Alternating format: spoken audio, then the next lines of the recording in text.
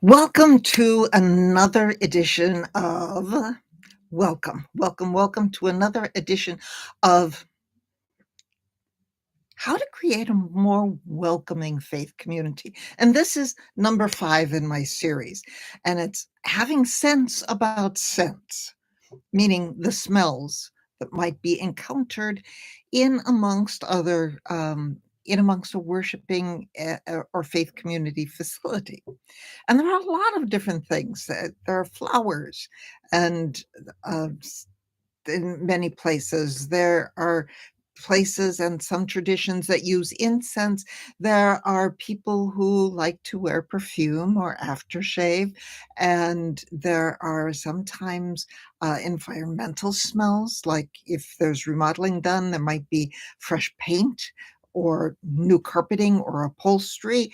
um, Cleaning products could be a smell that in a facility at times.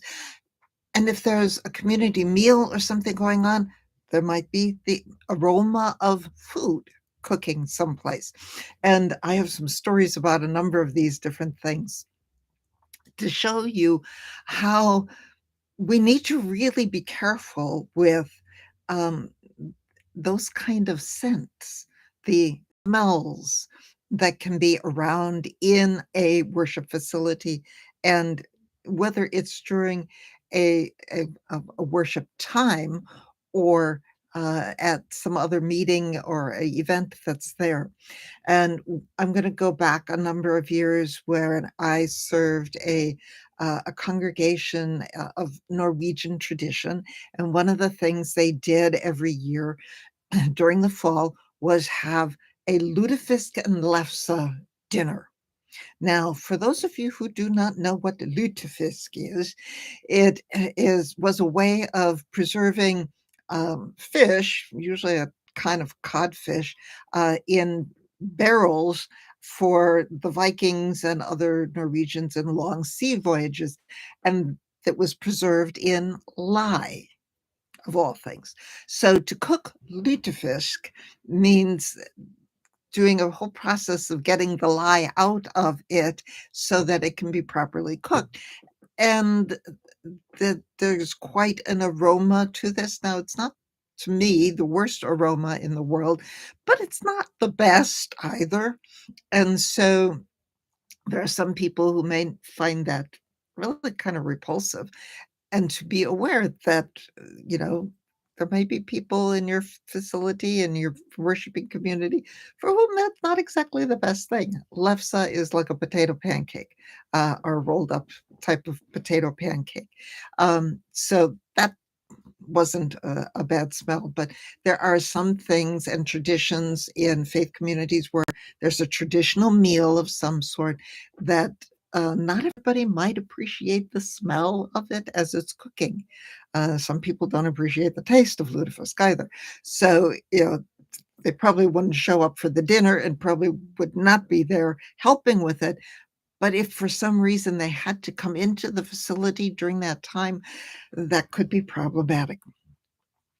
But there are other things that are far, um, far more urgent for us to be aware of, and that when talking about the various smells that we encounter in daily life and in a building and sometimes in worship.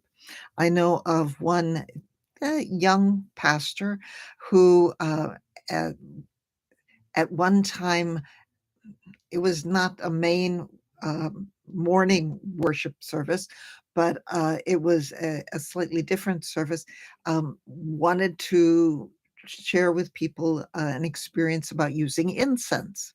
And it's something that was used maybe on rare occasions within that faith community. And so he got all of the proper equipment and incense.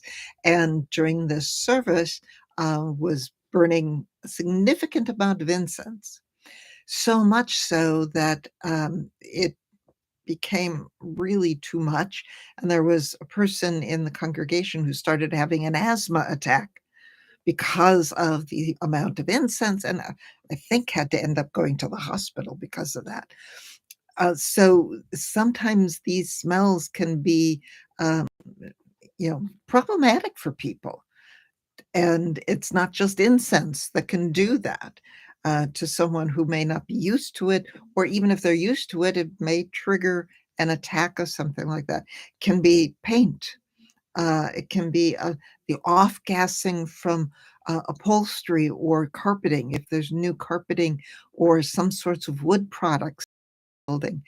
Some cleaning products have a very strong smell to them, and, if somebody inadvertently mixes cleaning products, uses one and then uses another one, same area, very close together, those aromas can even become toxic.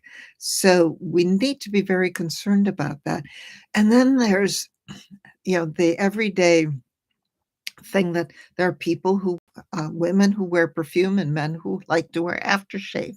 And, I know of one older gentleman who liked to put on, before attending worship, put on a good dose of, a particular brand of aftershave, and it was such that he kinda left a scent trail for a while, when he walked in, and, that was not the easiest thing for other people to be around him, in worship, at that time. So and there are people who are very allergic to the smells of certain perfumes and aftershave, and so, it's not as common these days for people to wear as much perfume as it used to be, but it's still important for us to be aware that those things happen.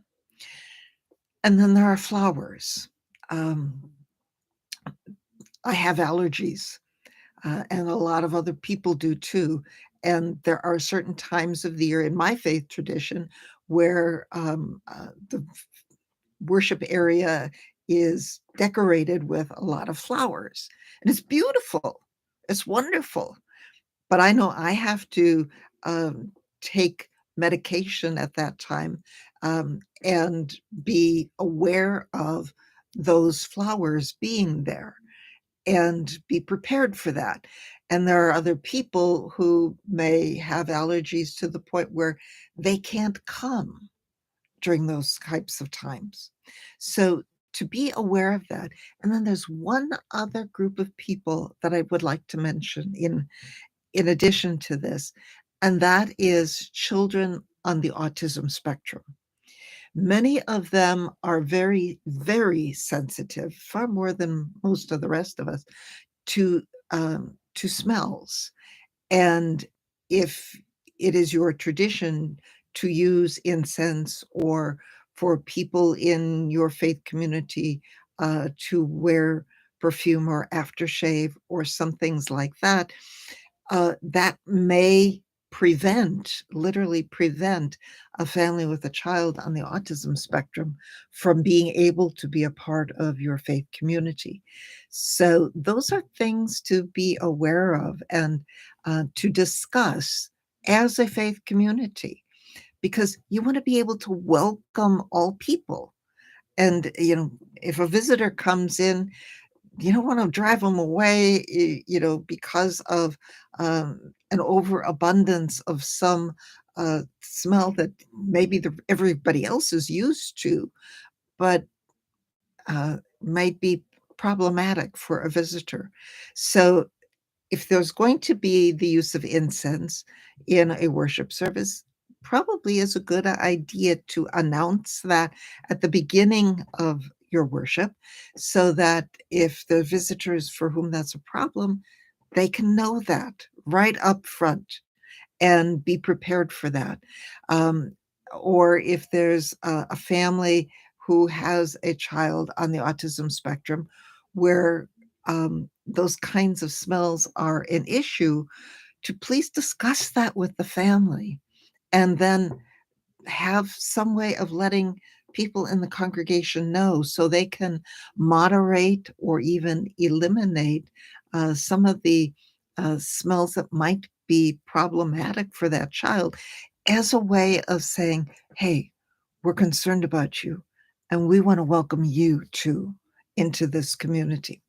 So that's my tip number 5. Have some sense about the scents, the smells and the aromas that are there. And I'd love to hear from you what kind of experiences you've had with different smells in a worship facility and any issues that that may have caused. And especially if there's ways that you have, um, worked on that and any ways to help people be more aware of those issues. So until next time, I'm Pastor Kathleen Panning, and I'd love to hear from you and hear what you have to say. Take care. God's blessings to you.